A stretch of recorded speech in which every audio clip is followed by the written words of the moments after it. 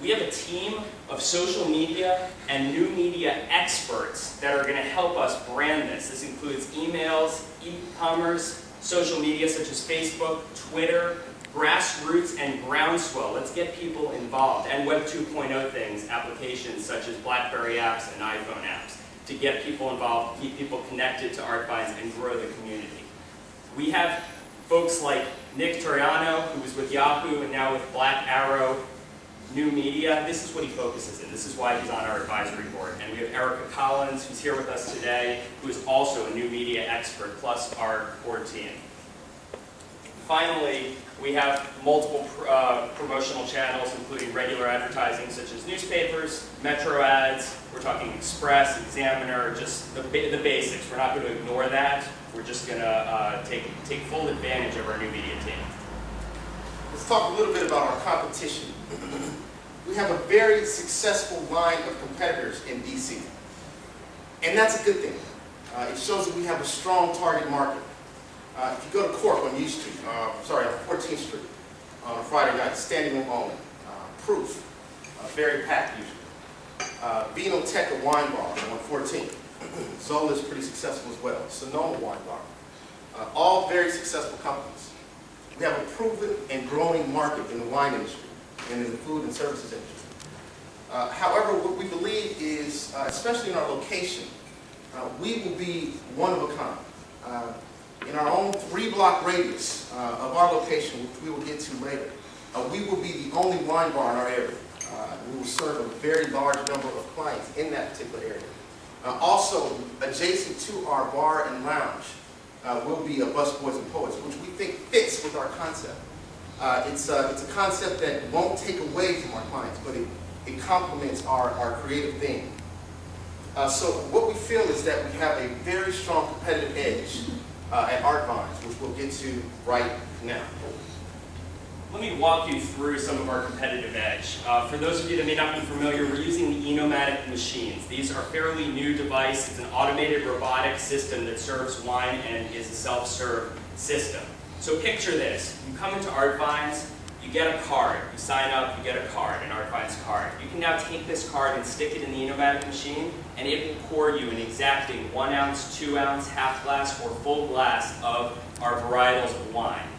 Further, it is new, it is sleek, it is sexy, it is inviting, and although there are bars using it in the DC area, we don't feel they're using it right. They're using, sometimes behind the bar, they're using the flat machines. We're going to use the rounds, the Enomatic rounds.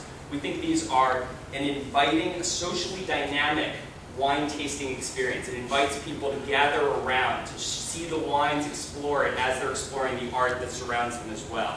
These machines allow us to change out the wines very quickly, and these cards, you can either get a pre-purchase, prepaid card, and it works like a debit card, or you can get one with your tab if you're sitting down for dinner, go explore wines, and then just give your waiter or waitress the card, and it'll be added to your tab. So it works in both ways, and we intend to fully take advantage of this competitive edge over our competition. So. A couple other things about the Enomatic machine for you science folks out there. The neatest part, and this is where it helps our bottom line and our profitability. Normally liquor sales only get 70 cents, or liquor sales get 70 cents on the dollar, which is fairly high in a return. Wine sales only get 40 to 50 cents on the dollar. Now this is because waste and spoilage. There's overpouring. You know, if you're getting a 1 ounce taste, it might be actually 1.5 ounces. That's hard to determine. These machines are precise. Number 2, wines go bad. They get oxygenated, and you have to throw away potentially a half bottle of wine that you were offering for tasting that night. These machines, for science folks, siphon in a noble gas, either argon or nitrogen, as it siphons out the wine. Therefore, wine never gets exposed to oxygen, never gets oxygenated, never spoils, helps our bottom line. We intend to bring the revenue from wine up to 70%. Plus, we can upsell because we're selling smaller portions. When people get 1, 2, 3 ounce, they may not shirk at spending $2, $3 on a 1 ounce tasting of what would ordinarily be a $7 glass of wine. So we're actually increasing our revenue stream that way because it's such small amounts. Finally, expensive bottles of wine that were off limits, except by bottle service or by ordering the full bottle at a restaurant, we're talking $300, $400, $500 bottles of wine and up, will be available. We will offer access to this. This is something brand new that people who could not afford this to spend $500 on a bottle of wine for their table, it might be $20 to $40 an ounce, which sounds high, but we are offering access to the finest wines from the region and from the world. So we also are going to add Web 2.0 retail.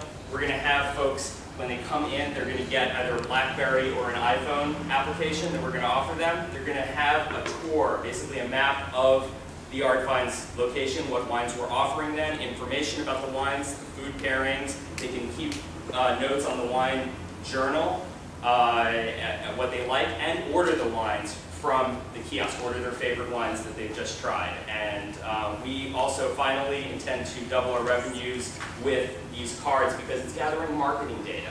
We can use this marketing data to contact folks, to use these Web 2.0 applications, to figure out what their favorite wines are, suggest wines to purchase by the bottle and have it shipped from a company to their doorstep and earn money through those extra streams of revenue. So, Horace?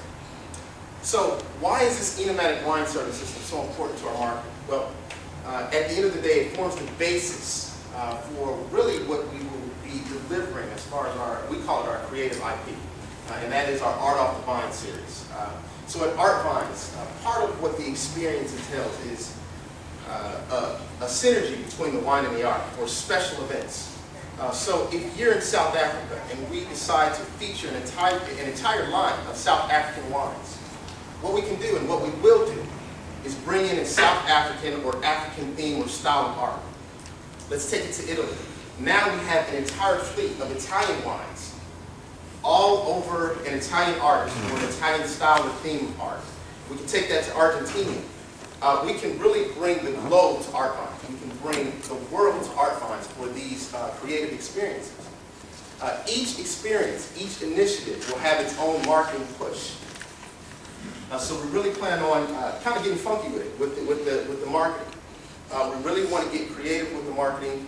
At the end of the day, the marketing is a tool to get clients and to get customers to want to come back to ArtVines again and again and again. We plan on creating a larger market of wine-educated people in DC, a market that will eventually serve to help our bottom line. So we are really counting on, that's what we're really betting our bank here on, is our creative marketing here with these different themes that we're going to bring to ArtVines. We really think these themes are simply endless, whether or not we choose to feature a French wine in October along with the French Embassy, or if we choose to feature a black and white photography month, or if we choose to feature and highlight children's artwork, or even graffiti art. The possibilities are endless. We really want to highlight the local artists in DC, but for these special events, we really want to put on a show to execute these events and keep the overhead lean. So we do have a plan for international and community outreach at ArtVines. How y'all doing? Plan. Sorry. I'm actually just here for the free food. I'm going to talk to you a little bit more about the operational plan and where we're going to go with that. A lot of establishments here in DC operate under the guise of a lounge. When you walk into a lounge, a lot of times you're not expecting to get food. Actually, all these establishments have food. A lot of people don't know about it. So we are going to be a lounge, but we're going to run as a restaurant with an international appeal. That way people are aware that they are going to be able to get food at all times. It's going to increase those sales. Staff training.